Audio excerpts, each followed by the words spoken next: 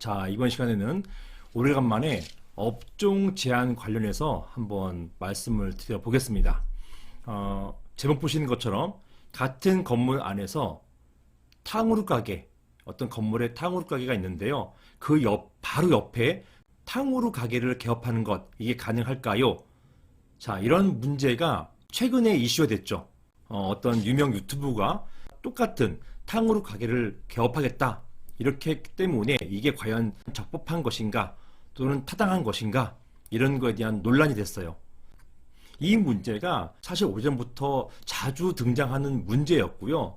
게다가 최근에 대법원에서 이런 영업 제한 관련해 가지고 판례도 나왔어요.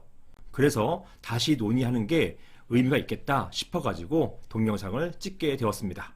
그 아래 질문은 실제 제게 주신 질문이에요. 보시는 것처럼, 안녕하세요. 같은 건물 내 동종업계 오픈으로 피해를 보고 있는데 이런 것이 적법한 것일까요? 영업 피해가 심각합니다. 이런 질문을 주셨어요. 이렇게 보시는 것처럼 동종업계 오픈, 이 동종업계, 탕후루 가게 옆에다가 똑같은 탕후루 가게를 개설하는 것, 개업하는 것, 약국 옆에 약국 개설하는 것, 이런 게 다 이런 문제예요.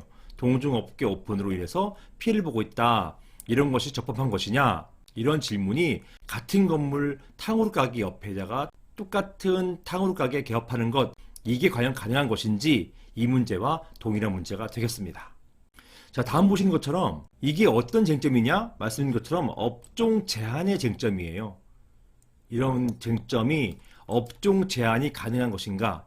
특히 유사한 쟁점으로 같은 건물 내에 개업이 문제되는 경우가 있는데요. 예시를 해보자면 이 예시가 실제로 제가 했던 사건들이에요. 가정 또는 상관상에서 만든 쟁점이 아니라 제가 실제 수행했던 사례들입니다. 같은 건물에 약국이 있는데 그 옆에 약국을 또 개설하는 거예요.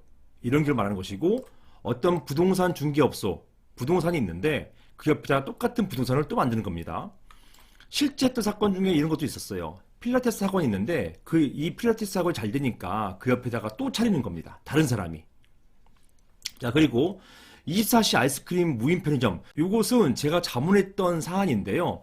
편의점이 있는데 그 옆에다가 24시 아이스크림 무인 편의점, 이걸 만드는 것입니다. 이걸 설치하는 게 가능한 것인지.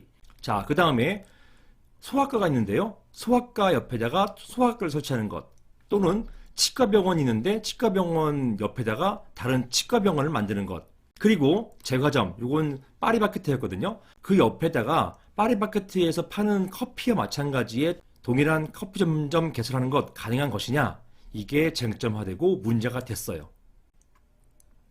실제 있었던 일입니다. 먼저 관련된 법부터 보실게요. 이 관련된 법이라 한다는 것은 보시는 것처럼 집합건물법입니다. 이 집합건물, 이런 집합건물에서 문제가 돼요. 주로 상가죠.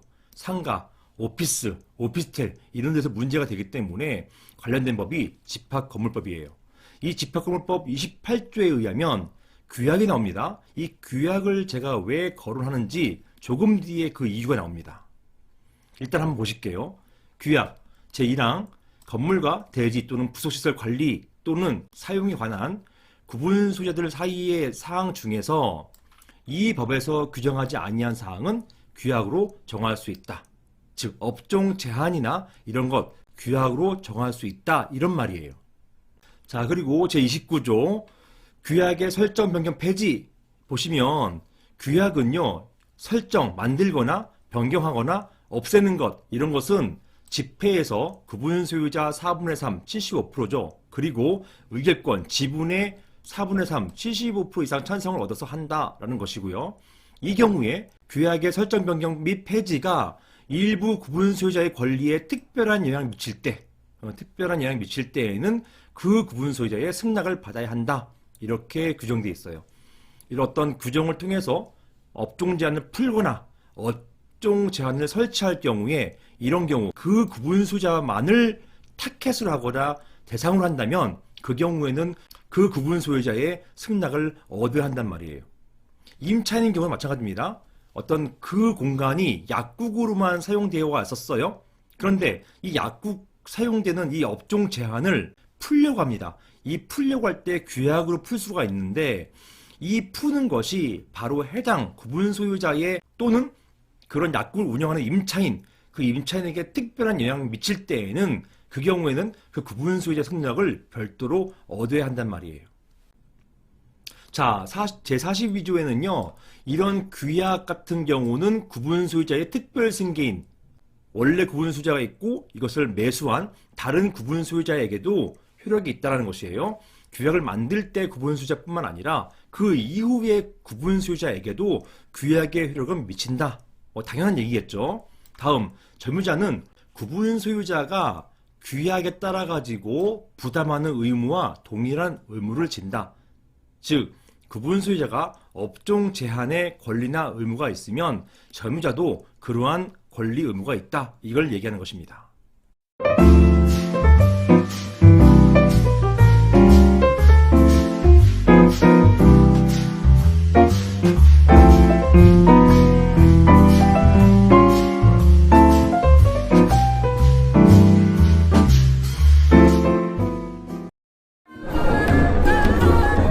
이번 역은 교대역 법무법인 라움입니다.